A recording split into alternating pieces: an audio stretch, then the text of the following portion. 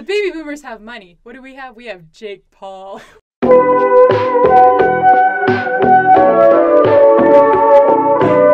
Okay, so nostalgic shit that we get, right? You brought up, or YouTube was brought up, and there's a lot of fucking nostalgic videos, channels on YouTube that are around. One thing that we talked about earlier in the podcast is Smosh. Oh yeah, Smosh. Smosh was my favorite. Smosh still around? Yes. Oh damn! I haven't watched a Smosh video in years. Yeah, Smosh now is very different from when it was before. Yeah, for example, Anthony left. Oh damn! Right, so now it's just Ian and a bunch of other people that they've kind of cultivated. Yeah, that must be weird. It is strange, and they're also kind of like expanding out from the traditional Smosh videos. They've got like a bunch of. It's no longer. They've got series now. Rather than the traditional, like, it's just a random shit post of the day. Well, I feel like just the way YouTube has kind of become this huge factor in everyone's lives, the formula for YouTube as a platform has really evolved. So that's probably a product of that. Like, if you look at any of these big channels that have remained kind of, at least kind of relevant, they've all become wildly different from what they were when they were established. That's true. You know? Like, Smosh back in the day was known for its absurd, just like random, weird shit. So weird. But it was good. It was good. It was It was for a time. Well, not. I wasn't there back in the very very early days, but I was there during the 2012 2014 era. That was a good time. Yeah, when they were making that just top quality content. Very well produced. They had camera editors and shit. Yeah, like it was. You knew it was all a joke and it was all ridiculous, but it looked the part. And it was edgy and random enough for my middle aged self to be like, "Ha ha, that's so funny." Even me in high school, I'm just like, "Yes, I like this." You ever catch yourself going back onto YouTube if you recommended, or just randomly going back to channels that you used to watch just to see like what they're doing? I usually don't watch them, but yeah, sometimes I'll just go and check.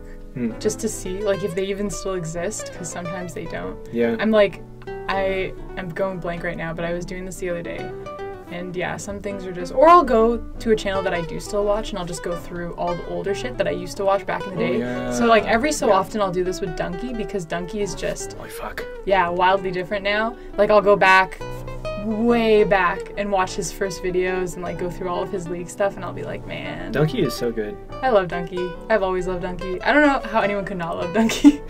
Like, one of the best black content producers on the market. Yeah, the best black content producer. What a fucking meme that one was. It's still a meme. Is it still a meme? I think it's still. I think there's still people who don't really get it, who don't know. Or like I thought he was black when I first started watching. Everyone did. I was like, wait, what is this? When I first saw a video of his face, I was like, wait, what? Yeah. I thought it was a joke. Yeah, me too. I was just like, there's no way. Okay, another channel that I'm currently watching, but is so different from what it was before, is PewDiePie. PewDiePie has changed a lot. Holy shit! And he just started doing his Amnesia series again. Did you ever watch that originally? I didn't watch the original. I wasn't a huge fan of PewDiePie. Like, just something about his character annoyed me.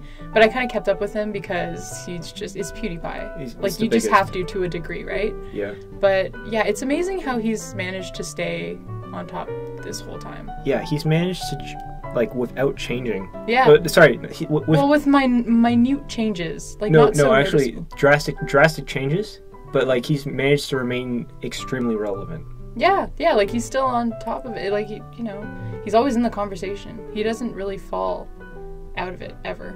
It's very impressive. Okay, one set of content producers that haven't changed basically at all since the old days is Game Grumps. Game Grumps. I'm not a huge fan of Game Grumps. Well, me either, right? But I watch their stuff occasionally, and I've watched their stuff from the past.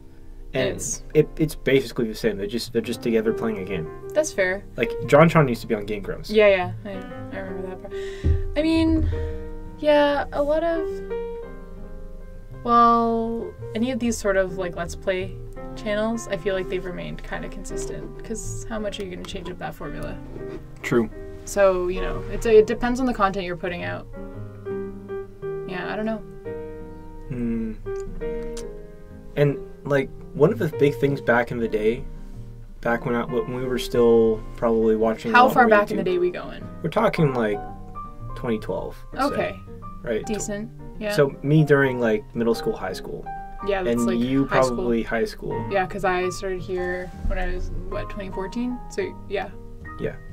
So at that time, there were just tons of video game producers on YouTube. So much.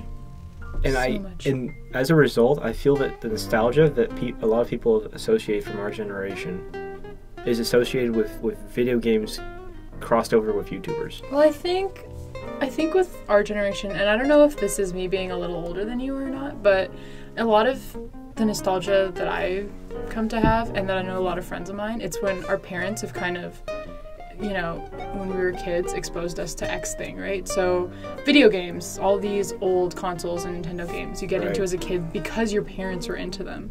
And then you just kind of carry that with you. So that's like with Star Wars and all those old movies and things that we were actually too young to experience when they were huge because they were before our time. Yeah.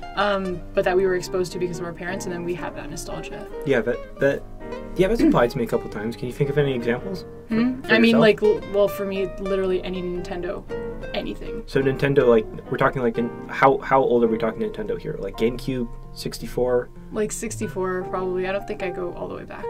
Damn. But yeah. And then on any of the Game Boys, like Game Boy Color. Oh, I mean, those things were prevalent when we were kids, so that's, dude. you know, but... Man, I want a game, I still want a Game Boy Color. I never got one from my parents. Oh, just go and buy one, like, on Kijiji or something. They're really cheap now, right? They're so cheap. I was gonna, my baby cousin, it's really funny because also Nintendo geared their products to kids. Everything looks so cool, right? So, like, GameCube, you just want to have one because it's a fucking cube, and it's just, you know, so, like, with the Game Boys, they're, if you get as far as SD, which is literally just a little square one, they're so cute. So my baby cousins all want them, even though there's, like, you can have a Switch now. No, they want a little Game Boy SP because they're just... They look great. Look great. Yeah. You know, so I was actually looking online to try to find one for them. They're like, you can get one for $30 or less. It's crazy. I don't know what condition they'll be in, but like cheap. Just that's tempting. Like the games are more expensive. You want to buy Pokemon Emerald, probably run you $50, but you can buy the Game Boy itself for $30, which I thought was really funny. But yeah. You know what? That kind of leads me into the next topic I really wanted to talk about. Things that we're nostalgic about. Video games. Yeah, video games is a huge one. Video games, and here's the thing, like, no other generation before us has had a nostalgia for video games. That's fair. Yeah, that's true. We were like the first. So, like, before you'd have nostalgia for movies, books, I don't know, records, music, right? Yeah, music, probably big. A lot of music. Even less so movies, because movies were still kind of largely evolving. I mean, yes, you could, but maybe like one generation before us, that's it. That's as far as you go there. But like video games, that's a whole new fucking thing. Oh yeah, that starts with us, yeah. Any internet, anything too. Yeah, so. Internet, we should have mentioned that before because YouTube is like since 2005, let's say. YouTube, yeah, how far back does YouTube go? I'm trying to remember like the first Nigga Higa video that I ever saw. Jeez. Has he really been on the platform since the beginning? He's been on since, like, he was my first experience with YouTube. Really? Yeah, so I don't know how, but that was when I was in elementary school, so yeah, that's like early 2000s, so it's a while ago. Damn. Yeah. And all these other YouTubers. It was long enough ago that he said fag in the video, and he like pretended to be queer, and that he got away with that and they didn't censor it. Because it's the early 2000s. Because it was the early 2000s. When that was acceptable. Yeah, you could do anything back then. It was wild, guys. Damn. Yeah, so... Yeah, but you're right. We are the first generation to have that sort of nostalgic feeling towards these things. You have any nostalgic video games that you personally like really enjoyed? Nostalgic video games, honestly, Zelda, because I played early Zeldas. Right. So, yeah, any Zelda game. Also, Animal Crossing, my eternal love. I love Animal Crossing. I've played all the Animal Crossings. I own all of them. So. Damn. Yeah, like even the Japanese, like, Animal Forest one, I've played that one. Really? So, like, I think the American Animal Crossing, the first time we got it was GameCube, but Animal Forest was either, like, Game Boy or Super Nintendo? Something older, and I've played that one. So, yeah, Animal Crossing is hugely nostalgic for me. But, you know. For me, my nostalgia is a lot newer, right? I like, for obvious reasons. One of the most nostalgic games that I have currently is, well, two games. Wii Sports Tennis. Oh, you know what? Wii Sports is so nostalgic. That's fair. Dude, I'll take that. The music and shit. Yeah. Da da da da da da. Oh, yeah. Da. Even just like the Me creator music. Do do do do. I can play that on piano. Yeah, me too. I can play it on bassoon. Beat that. Oh, and bassoon. Okay, I can't beat that. It's hard to beat that. Mario Kart Wii. Oh, you know what? That's fair. You know, when did the Wii come out? That's 2000 and I want to say 8, but I don't know for sure. I think it's around there. So that's fair. We can say we're nostalgic about that. Yeah. Ace Combat 5 for PS2. Oh damn. Now that one, I've only gotten it like how long ago? Like 7 or 8 years ago, right? So that's not that nostalgic. That's like half my life. That's not you know. Yeah. But it was such a profound game. Like I'd say it's a masterpiece personally. Oh really? Right? Just as a game, right? Excluding nostalgia. Okay. But like, so you don't think your nostalgia has an impact on, like, has any influence on that? I need to replay it to check. Right. But if I remember correctly, I replayed it back a year or two ago. Okay. Because originally it was so fucking hard, but I just gave up, right? Oh yeah, I've done that. Yeah. And it's interesting how the nostalgia just pulls you back, despite the fact that you know it's fucking hard. I feel like a lot of the time nostalgia will pull me back, and then I'm like, oh, this isn't that bad. Or like, you know, because when you're a kid and you play something, it's just, I don't know. I'm not very, ignore that, folks. I'm not very mechanically gifted, so video games are hard for me. Fair enough. So like, yeah, I'm just bad at everything, so I will give up very easily and then have to revisit something later. So that happens to me a lot. Like that happened with all the Metroid series, where I would just, as a kid, I would play it once and be like, fuck this, I can't do it. And then I come back and be like, you know what, I can get through it. Yeah. Yeah, so that's a thing. Another one for me was SOCOM U.S. Navy SEALs for PS2. Why? Yeah, I know, that's the weirdest thing to have nostalgia for, right? It's because it was one of my first games on the PS2, number one. Alright. And number two, it was my first like shooter. Yeah, right? like your first my first FPS. FPS game, yeah. I mean, I don't do FPS very often, but I don't do it, period. Unless it's Metroid, but yeah. Yeah, I am not mechanically gifted. There you go. Buddy's over here. Can't do it.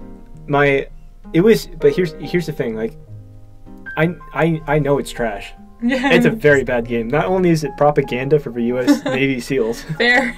Literally propaganda. Propaganda. They're like, America, we just blew up all the people in Central Asia. We blew up people we don't like. Yeah. We blew up the people we don't like, and we won the day, and now we're cool. We're cool because we got big guns and big muscles. Check out this little video where we extract via helicopter, and I'm kneeling down on the helicopter while shooting at the Nazis. Yeah. That's what we all like to do. America. But not only that, but the controls were so fucking unintuitive.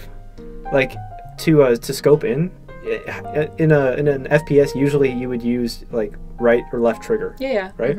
In this one, you use the D-pad. Of course you did. Of course that was a thing. Well, yeah. Of course that would happen. It made no sense. It was a third-person shooter, and you use a D-pad to scope in, and then like the triggers were used for like changing weapons or something. I don't know. Like, you should be using the D-pad for changing weapons, if anything. Yeah, I remember there are a lot of games like that.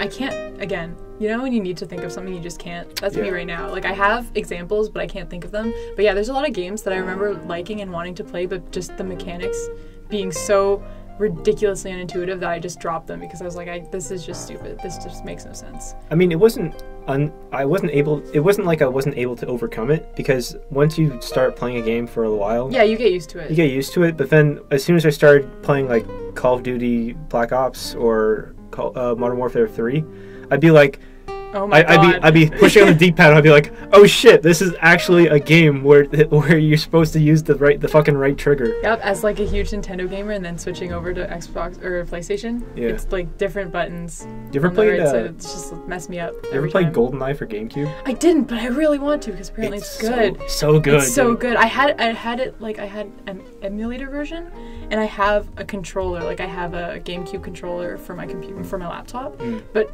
the buttons don't all work for some reason, so I can only play certain games. Like what? Like which ones? Which ones? Like, I can play any of the Super Mario games because all you really need to do is run and jump, so it's fair. can do that. Those buttons work. Yeah, it was really fucking good. I know. I hear Donkey loves it. Going back to Donkey. I played it with my cousin. I don't have a GameCube personally. Oh damn. Right, so like that sucks. It's literally tied to like familial experiences that I've had. That's me in Mortal Kombat.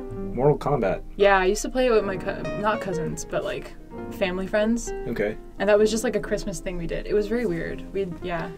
Playing Mortal Kombat on Christmas. Yeah. That is strange. Like, because we always, like, I have this huge, not family, but like this huge, I guess family, like network of friends that I go see every Christmas. And this was just something we would just sit down and play video games for hours on end every Christmas. And that was like one of the titles. That and Soul Calibur.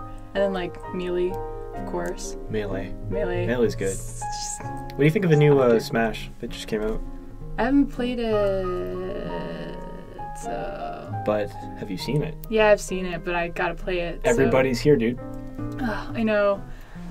But, like, I gotta play it. I gotta play it before I can have an opinion on this. Fair enough. So, I'm gonna reserve judgment for now. I have the one for Wii U. I think they could add more Fire Emblem characters. Like, we clearly don't have enough. Really? I mean, they have tons in that game. That's the joke. There's way too many. Oh, sorry, my sarcasm detector's turned off right now. Yeah, I figured. Oy.